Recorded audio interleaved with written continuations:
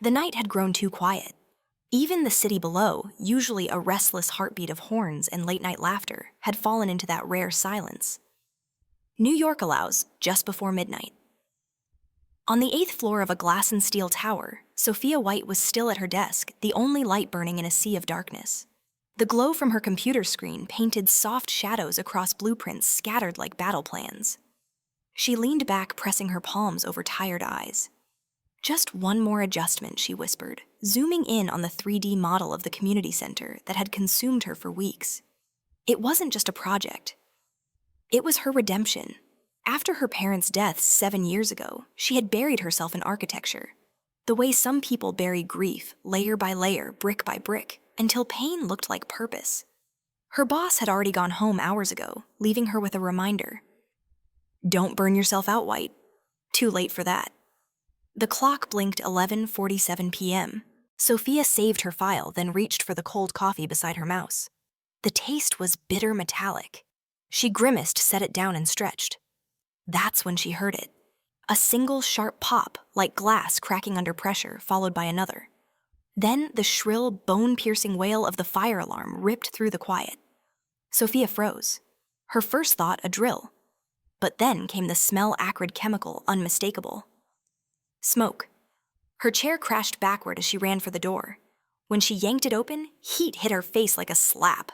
Flames licked the far end of the corridor, painting everything in violent red. Panic clawed up her throat.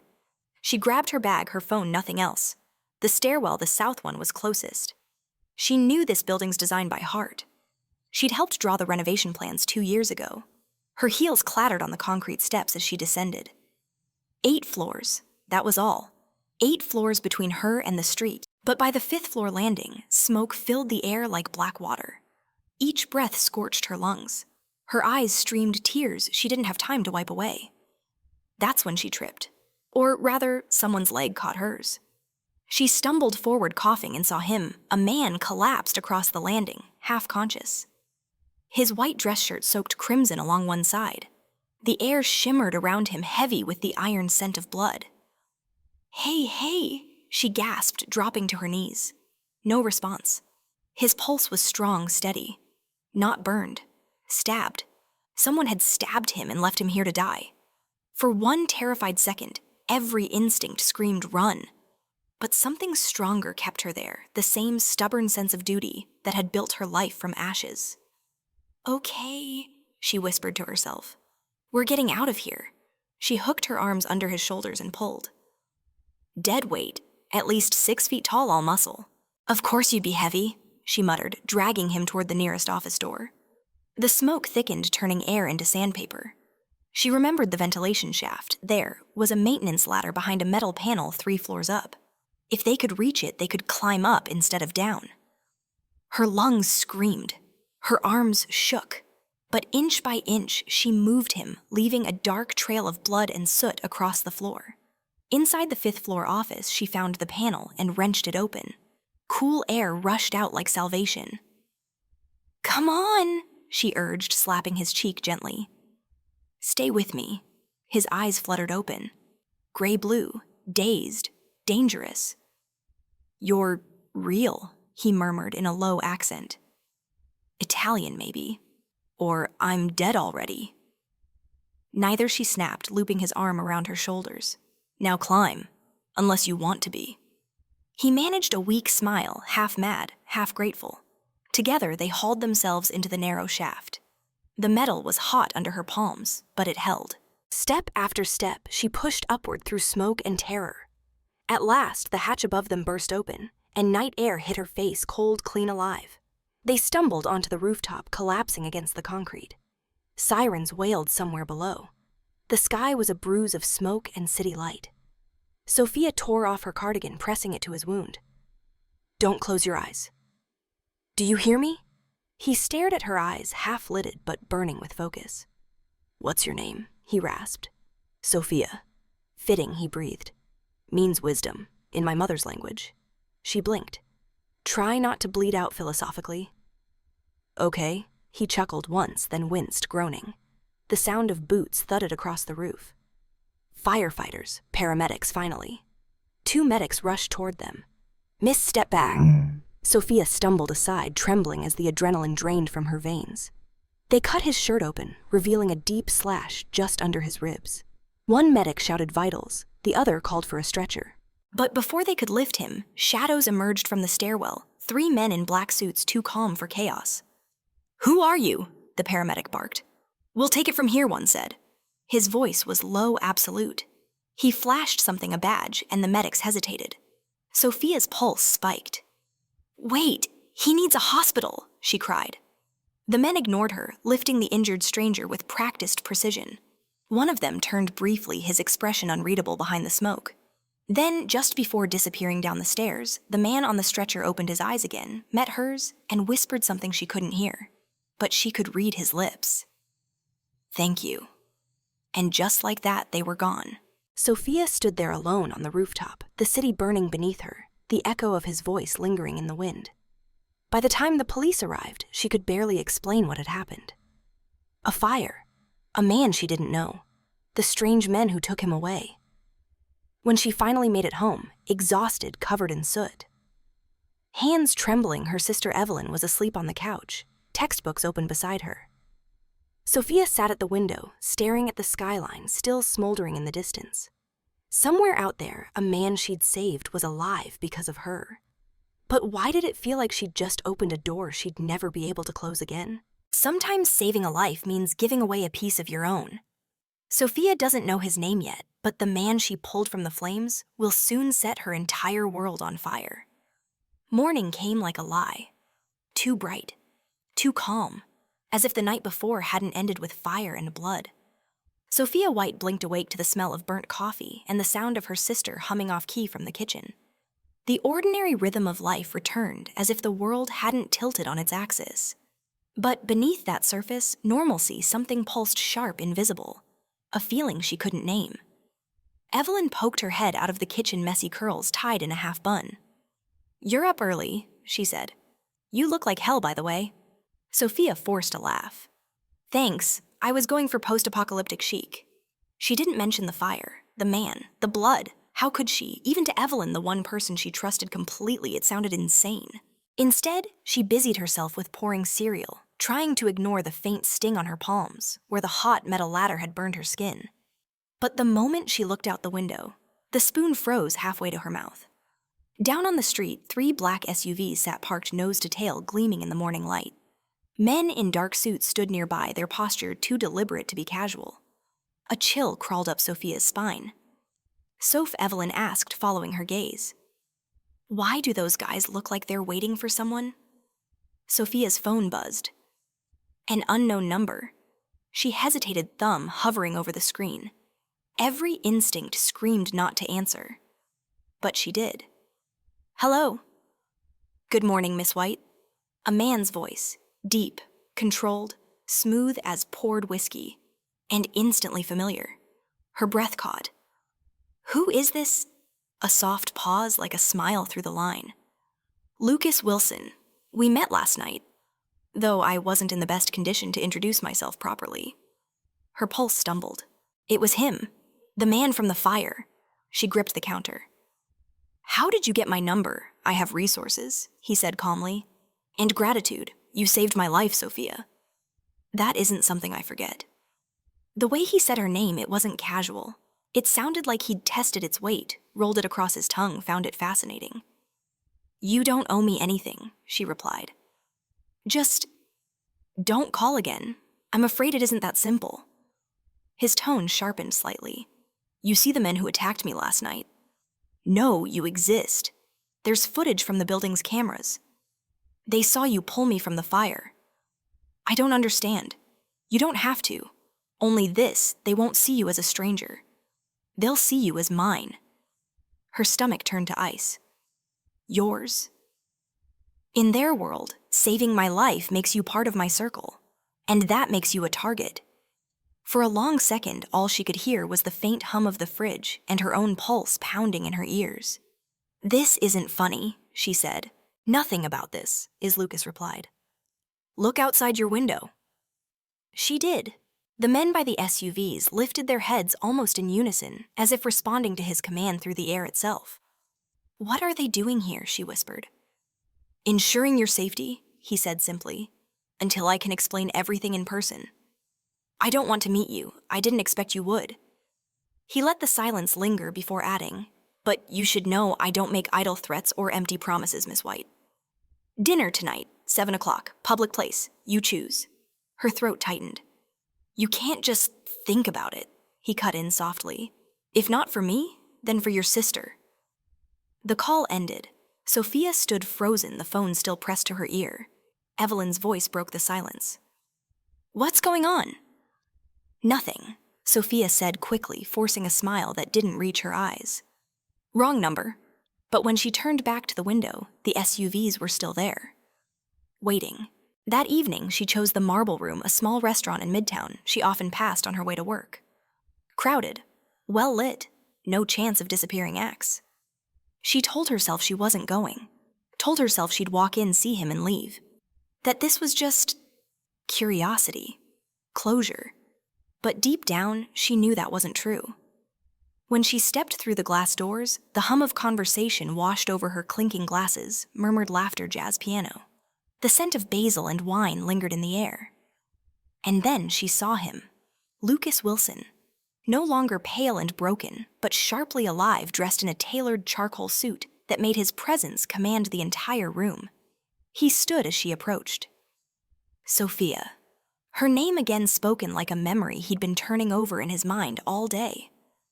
"Mr. Wilson," she said, trying to sound detached. "You look better than the last time I saw you." He smiled faintly.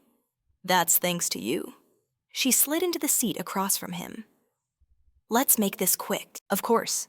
He leaned forward slightly, the low lighting catching the fine scar along his jaw, a new one maybe from that night. "I owe you an explanation." "You owe me nothing," she said, though her voice betrayed the tremor she felt. "Then consider it my own need to be understood."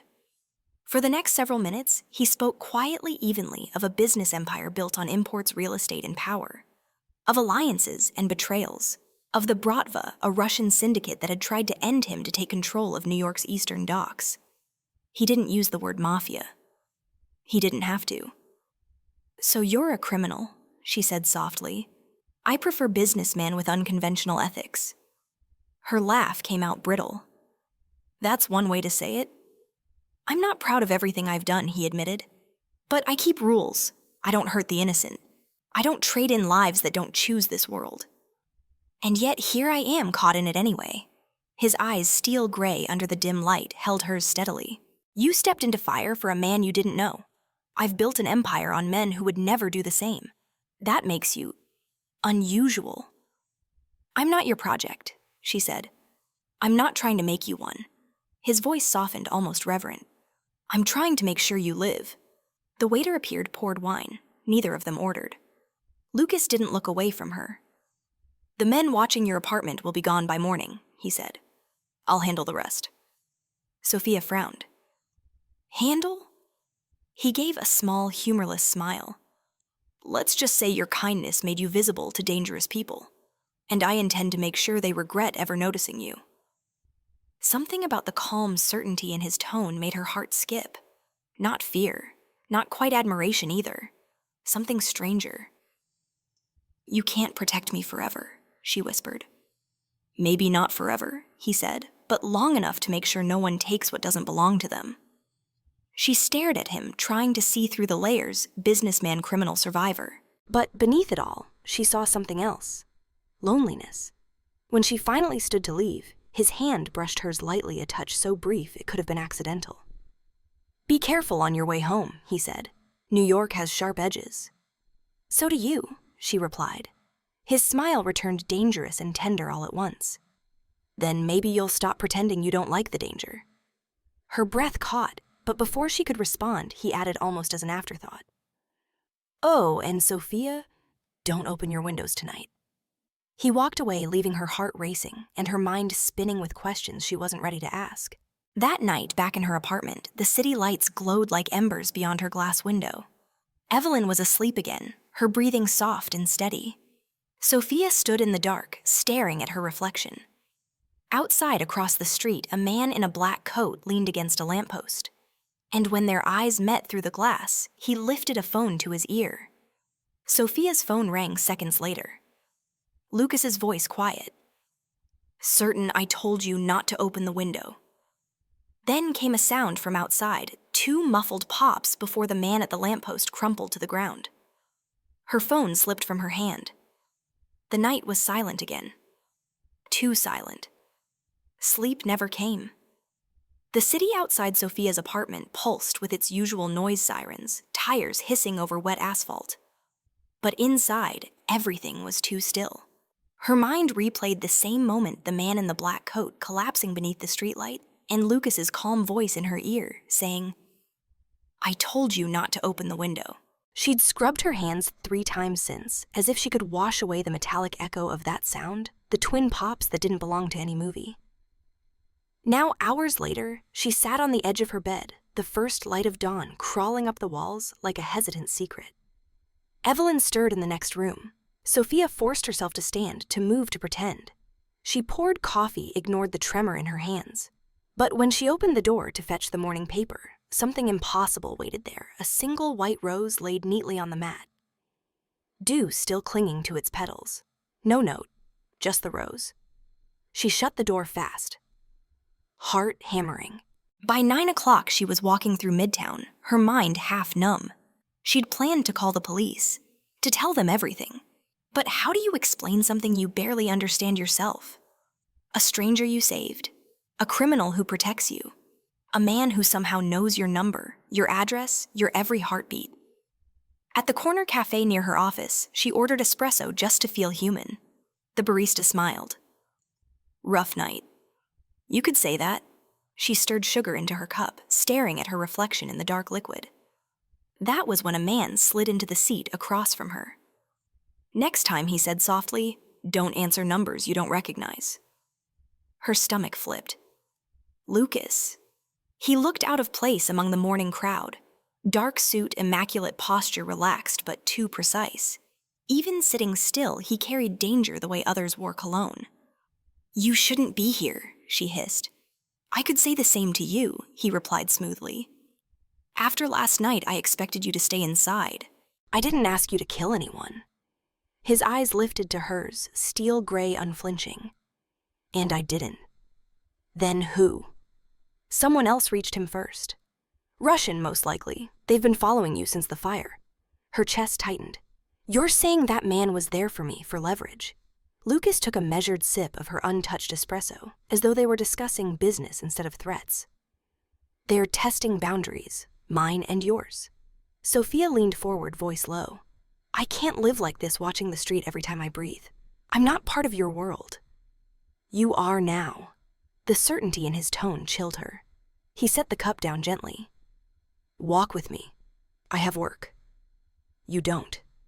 His mouth curved not cruelly, just knowing. "Your office is closed for investigation." "Electrical malfunction," they said. Her pulse jumped. "The fire wasn't random," he said. "And the people who started it aren't done." They walked down the avenue together, an odd pair, him in tailored silence, her in borrowed fear. New York glimmered around them, indifferent as ever. "I should hate you," Sophia said quietly. "I don't even know what you are." He gave a soft laugh. "I was hoping for something less absolute." "Don't joke. I'm not." He stopped beside a black town car parked at the curb. "Get in." "No, you're not safe here, and I'm supposed to be safe with you." Lucas's gaze flicked over her face, searching for something. "You're alive because of me. That has to count for something." She hesitated only a second too long. He opened the door, waited, and somehow she found herself sliding into the leather seat beside him. The car pulled into traffic.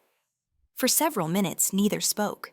The city blurred past yellow taxis' glass towers, morning commuters who had no idea the world could turn into war with one wrong step. Finally, Sophia broke the silence. "Where are we going?" "Somewhere you can breathe." The drive ended on the outskirts of Long Island, where the skyline softened into green. The car turned through wrought iron gates into a private estate that could have been mistaken for a museum stone glass and quiet power. "This is your home?" she asked. "For now." Guards stood near the entrance, subtle but unmistakable. Inside the mansion was all polished marble and old wood, the air faintly scented with citrus and smoke. "You built this?" she asked, noticing the symmetry of the hallways, the way light flowed from the skylights like deliberate design. His mouth twitched. "I used to be an engineer before I inherited obligations." "Inherited," she repeated softly. "Like a disease, something like that." He guided her toward a sunlit conservatory. A table was already set with fresh coffee and pastries, as though he'd known she'd accept his invitation all along. Sophia didn't touch the food. "Why am I here, Lucas?" "Because last night was a warning," he said. "They won't stop. And I won't let them reach you or your sister." "Evelyn," she whispered. "She doesn't know any of this. She doesn't need to. Not yet. Not yet." She met his gaze, anger flaring through the fear. "You don't get to decide that. I decide what keeps you alive." Something in his voice, controlled, almost desperate, made her pause. He wasn't threatening her. He was terrified for her. She exhaled slowly. "You think protecting me will fix something inside you?" A flicker of surprise crossed his face. "Maybe." "Then tell me the truth. Who are you really?" He leaned back, eyes narrowing slightly as if weighing how much truth she could carry. "My name is Lucas Wilson. My father was Italian, my mother American. I took control of our business after he was killed in what the news called a car accident." "It wasn't." "Who did it?" "The same people hunting me now." His voice dropped to a murmur. "I've spent years trying to build something clean from his ashes. But the dirt never really washes off." Sophia's throat tightened. "So you live with blood on your hands and pretend it's ink?" He smiled faintly. "You have a way with words. I design buildings. I don't rewrite people." "Then don't," he said quietly. "Just stay alive. Let me do the rest." She looked at him then, not the suit, not the reputation, but the man beneath it. The weariness in his posture, the quiet scars no one else saw. And for the first time she wondered if fear and attraction were the same thing, wearing different masks. Later, as evening painted gold across the marble floors, Sophia found herself wandering through his library. Books lined the walls floor to ceiling, their spines dark and elegant. Lucas appeared in the doorway, no tie, now shirt sleeves rolled to his forearms. "You're exploring." "It's what I do," she said. "I map spaces until they make sense." He stepped closer. "Does this one make sense yet?" "Not even a little." He studied her in silence, then reached for the piano near the window. "You play?" she asked. "When I can't sleep." The melody he coaxed from the keys was low, haunting notes that seemed to know grief intimately. Sophia watched his hands, strong and graceful, the same hands that had probably signed orders capable of destroying men. "Do you ever regret it?" she asked softly. "Every morning," he said. "And every night I tell myself I'll stop." He looked up at her, a ghost of a smile crossing his lips. "Then someone sets the world on fire again, and I'm right back where I started." Their eyes met. The music slowed. The air between them shifted. "You shouldn't trust me, Sophia," he murmured.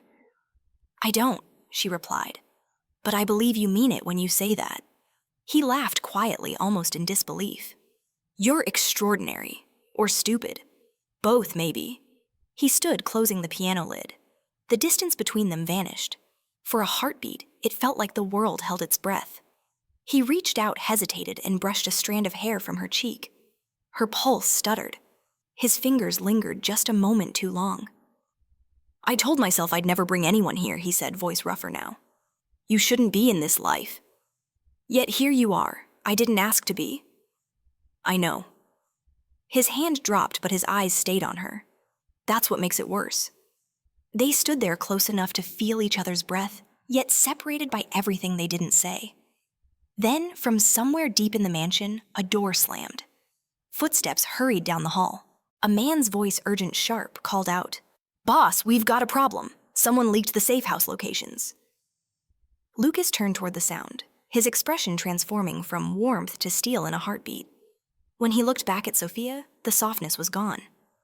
"Stay here," he said. "Don't move until I come back."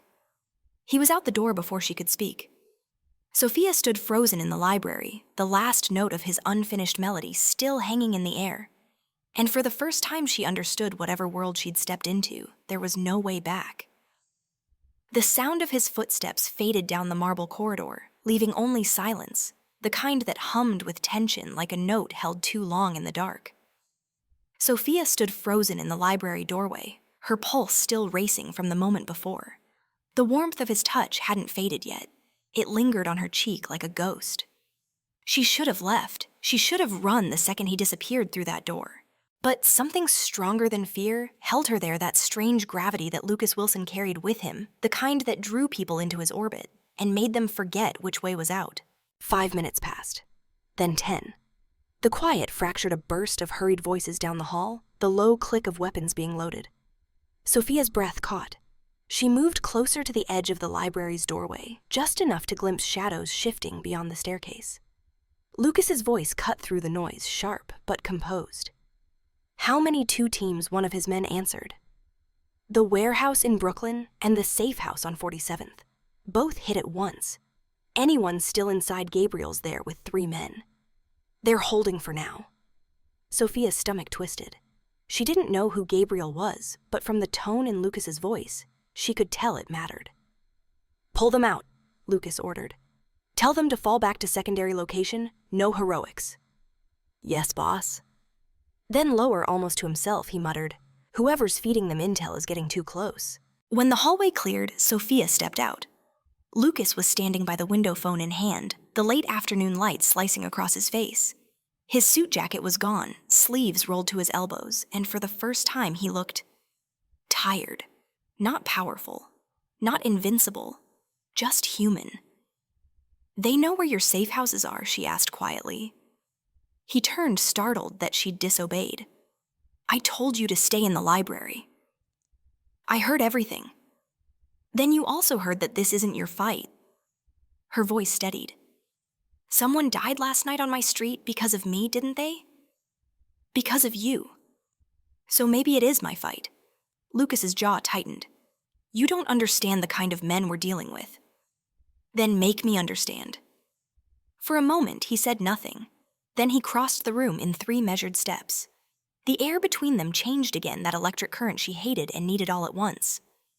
You want to understand? He said, voice low. Fine.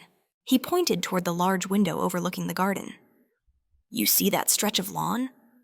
3 months ago, a man named Santoro stood right there. He thought he could betray me and live long enough to spend my money. His family's safe now because I buried him myself. Sophia flinched. You're telling me that like I should be impressed? I'm telling you that because I don't want you thinking this life is poetic, Sophia. It's blood and math. You weigh who dies and who gets to live, every day. Her throat felt tight. And you think that makes you honorable? No, he said quietly. It makes me honest. He turned away, running a hand through his hair, that gesture she was beginning to recognize as the only crack in his armor. When I found out they had your name, he continued, I wanted to end it clean, quick. But you, he exhaled, shaking his head. You keep walking into the fire. Sophia's heart thudded. I didn't ask to be saved. Then stop saving me, he said, and for the first time she heard something raw beneath his control. You think I don't see it? Every time you look at me like I could still be something better? Her lips parted, but no words came. Lucas stepped closer, his voice dropping to a whisper. That kind of hope gets people killed in my world. They stood like that for a heartbeat too long, a breath between ruin and confession. Then his phone rang again. He turned his back, answering with clipped precision. Yes, I know. Lock it down. No one moves until I say. When he hung up, his expression was different. Controlled again. Distant. They hit the warehouse, he said. Gabriel's team got out, but 1 man didn't. Sophia swallowed. I'm sorry. Lucas nodded once. You didn't know him. That doesn't mean I don't care. Something flickered in his eyes, surprise, maybe even gratitude, but he didn't say it. That evening, the sky turned the color of steel. Rain threatened, but never came. Sophia found herself wandering the halls again, restless. The mansion was too big, too quiet. Every polished surface reflected the same thought she was trying to escape. You should have walked away. In the kitchen, she found Gabriel, tall, broad-shouldered, with the kind of calm that came from surviving too much. He was rinsing blood from his sleeve under the faucet. You must be the architect, he said without turning. Sophia, she corrected gently. He nodded. He doesn't bring people here. Ever. She hesitated. Is that supposed to make me feel special or stupid? Gabriel gave a small laugh. Depends which one keeps you alive longer. There was no malice in his tone, just weary truth. She watched him for a moment, then asked, You trust him, Lucas? He finally looked at her. I've seen him walk into rooms no man walks out of. I've seen him spare lives when everyone said he shouldn't. But trust, he shrugged. That's not a word we use around here. Later, when the storm finally broke, Sophia stood by the balcony outside the library, rain streaking the glass. Lightning flashed, and for an instant she saw Lucas's reflection beside hers. You shouldn't be alone, he said. She turned. Neither should you. His hair was damp, darkened by the rain. The sleeves of his shirt were still rolled up, revealing veins and tension. I can't sleep, she admitted. Neither can I. He poured 2 glasses of bourbon from the decanter near the piano, handed her one. The first sip burned, then warmed her from the inside out. Doesn't it ever exhaust you? She asked. Living like every minute could explode? Exhaustion is a luxury, he said softly. I lost that the day my father died. Lightning flickered again, washing the room in brief white silence. I thought you hated him, she murmured. I did, and I still became him. His eyes found hers, steady and unguarded. You ever fear turning into what you swore you'd never be? She didn't answer. She didn't have to. The truth sat quietly between them. When the thunder rolled, Sophia set down her glass. You're wrong about one thing, she said. Hope doesn't get people killed. It's what makes them fight to live. Lucas's gaze softened. You really believe that I have to? He smiled, not his cold, practiced one, but something rare like sunlight breaking through fog. Without thinking, she reached up and brushed rain from his collar. Her fingers trembled, not from fear this time, but something far more dangerous. Lucas caught her wrist gently. You shouldn't touch fire, he murmured. Maybe I already did, she whispered. Their eyes met a moment too long, too charged, and when his thumb brushed her pulse, the world seemed to still. Then, from the hallway, a voice shouted urgent and breathless. Mr. Wilson, we've got a breach at the north gate. Lucas's hand dropped instantly. The softness vanished, replaced by command. Stay here, he said, again this time, colder, final. And then he was gone, leaving the scent of bourbon and rain in the air, and Sophia standing there, her heartbeat echoing like thunder in the empty room. Outside, the storm raged harder, and somewhere beyond those gates, danger moved closer. Patient, deliberate, unseen. The gunfire started just before midnight. It came from somewhere beyond the north gate, a short, controlled burst that echoed across the rain-soaked estate like a warning. Then silence. Sophia's breath caught. She was still in the library, her reflection trembling in the window pane as lightning tore through the sky. She pressed her hand to the glass, whispering to herself, Don't go out there. But the silence after violence is the worst kind. It pulls you forward, makes you listen harder, tempts you to step closer. And she did. In the hallway, shadows bled into one another.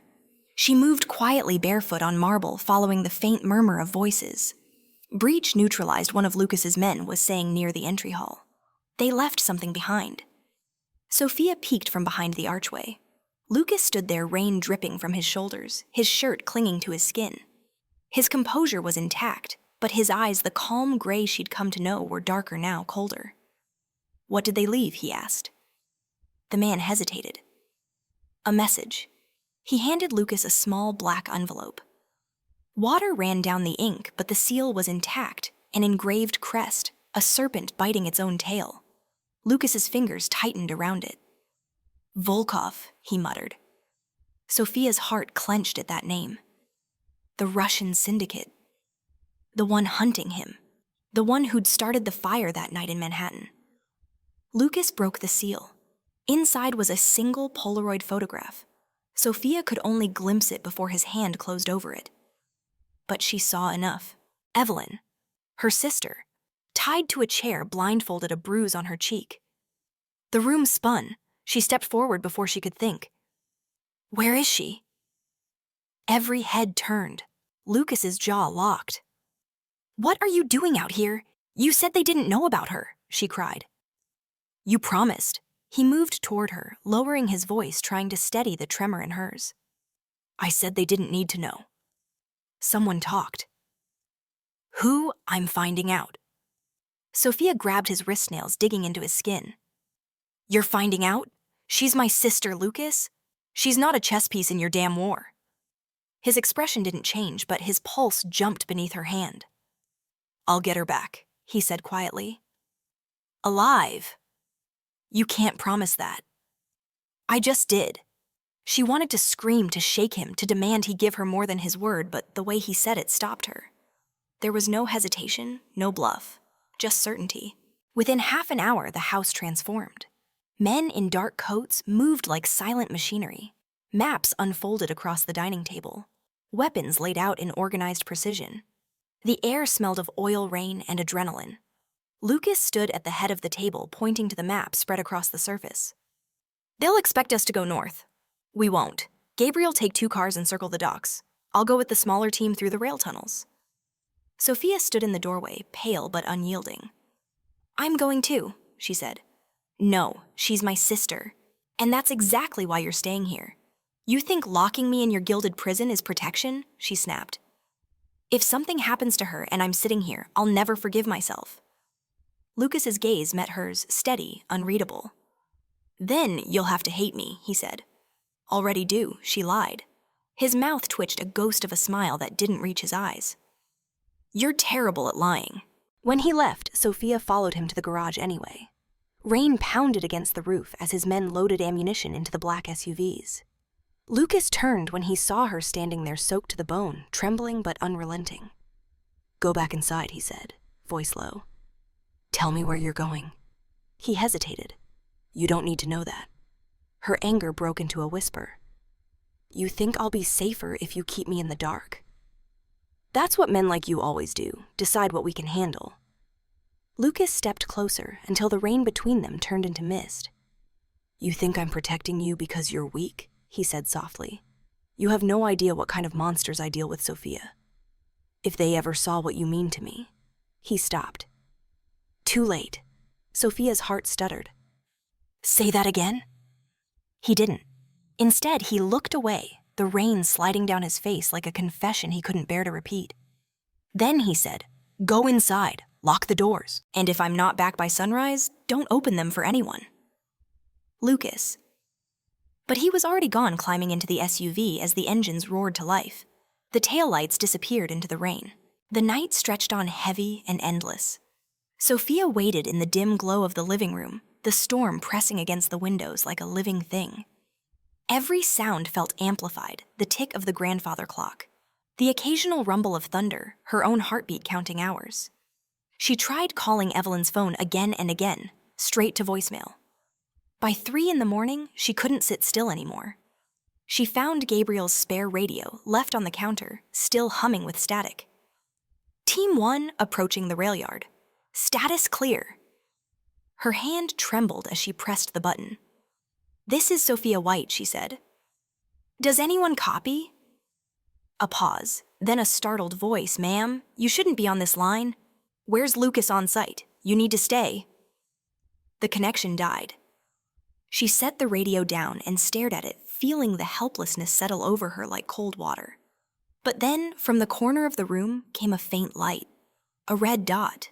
Blinking. Her eyes followed it to the wall vent above the fireplace. A small camera lens. Hidden. She stepped closer. The hair on the back of her neck rose. She looked around the room and saw another one in the corner. And another tucked near the chandelier's base. Dozens of them. Watching. Her breath quickened. Oh my God! Someone had been monitoring the house. Not from outside, from inside.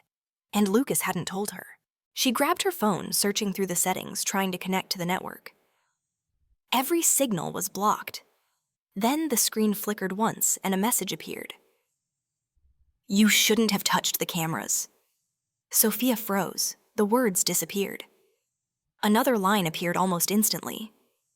"He can't protect you anymore." The phone slipped from her hand, shattering against the marble floor. Lightning flashed outside, and in that split second, she saw something move across the terrace. A shadow, tall and deliberate. The front door handle turned. Sophia stumbled backward, reaching for the nearest thing, a decorative knife from the mantel. Her hands shook so badly she almost dropped it. The door creaked open. Rain spilled into the foyer, pooling across the floor. A figure stepped inside, drenched blood on his sleeve. "Lucas," she whispered. He looked up. His face was streaked with mud and exhaustion, but his eyes, those gray eyes, were still alive. She ran to him, the knife falling uselessly to the ground. He caught her by the shoulders, his voice rough, urgent. "Don't move!" Sophia blinked. "What?" He reached behind her, ripped the small black camera from the wall, and crushed it beneath his boot. "They're already inside," he said. "And they know you're alone." Outside, another burst of gunfire tore through the rain. Lucas pulled her close, his breath hot against her ear. This time he whispered, "They came for you." Outside, the rain was no longer falling. It was pouring. Flashes of light split the sky as Lucas pulled Sophia close, his breath warm against her ear. "They're already inside," he whispered. "And they know you're alone." Before she could answer, another round of gunfire tore through the night, rattling the windows, echoing through the marble halls. Sophia's heart froze. The safe walls of the mansion, the illusion of protection, were gone. Only fear and fire remained. Lucas's grip tightened. "Whatever happens next," he said, eyes fierce and unyielding, "you don't let go of me." And just like that, the war she thought was his became hers too.